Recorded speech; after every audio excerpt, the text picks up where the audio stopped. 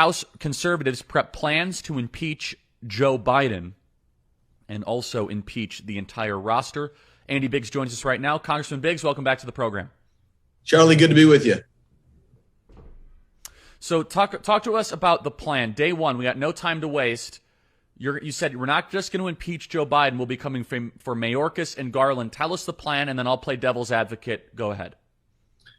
Well, so already we have numbers of filed resolutions, articles of impeachment. So they're already there.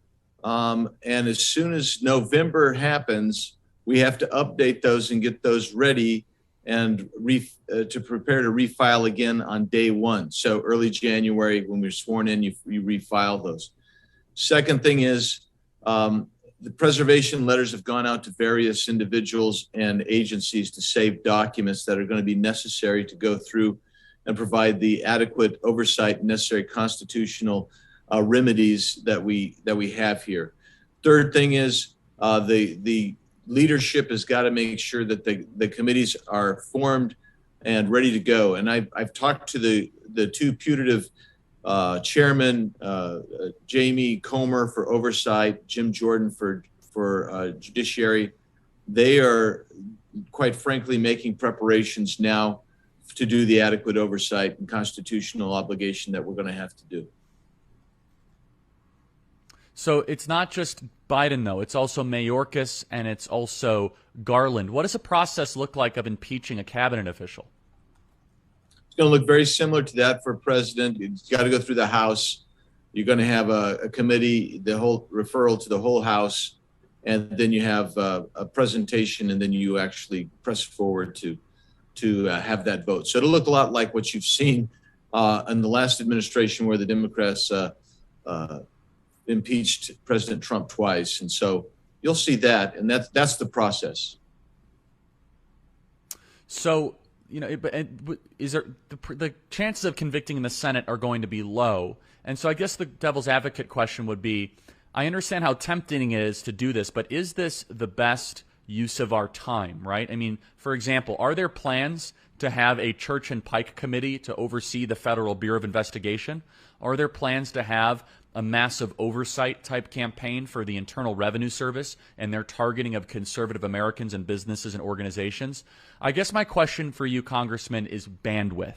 If we take back the House of Representatives, which looks very likely if people show up and vote, are we going to have the bandwidth to impeach cabinet officials, impeach a president, and also oversee the administrative state, which I would argue is actually in some ways more important than just the clown that is temporarily in charge of some agency? Yeah, no, those are fair comments, but I want to impress upon anyone who's listening that yes, we will. One of the things I've been talking to the Oversight Committee is, are we going to be doing something specifically with IRS and these 87,000 new agents to oversee them? And in the meantime, we're going to have to introduce legislation to repeal that and remediate against that spending, everything from the IRS and within that IRA, that Inflation Reduction Act. And then also you're going to have to deal with additional problems like border security. So yes, do I think we have the bandwidth? Absolutely. I think that people are energized, they're geared up, they're ready. And so here's why you have to hold people accountable, like a Mayorkas. So I will always focus on Mayorkas. I just got back from the border last night. And I can tell you this, Charlie, it is worsening day by day. And I was everywhere from Sierra Vista over to Yuma. And I will tell you this, Secretary Mayorkas and his Chris Magnus, his subordinate, they are actually facilitating the imposition of over 3 million illegal aliens into the United States since the inauguration, and some estimates as high as 5 million.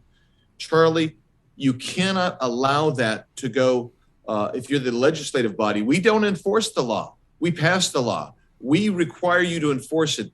And if you're not going to exercise that constitutional check and of oversight, and in this instance, impeachment of somebody like Secretary Mayorkas, then you basically undermine the very Constitution of the United States of America. That's why that's so important.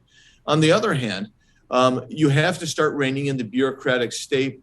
And I personally, I think I've got the personal bandwidth to keep working on those things because I have a broad interest and broad work and a great staff to help me. But I think the entire Republican conference is ready to go forward in these two areas because we need to do that.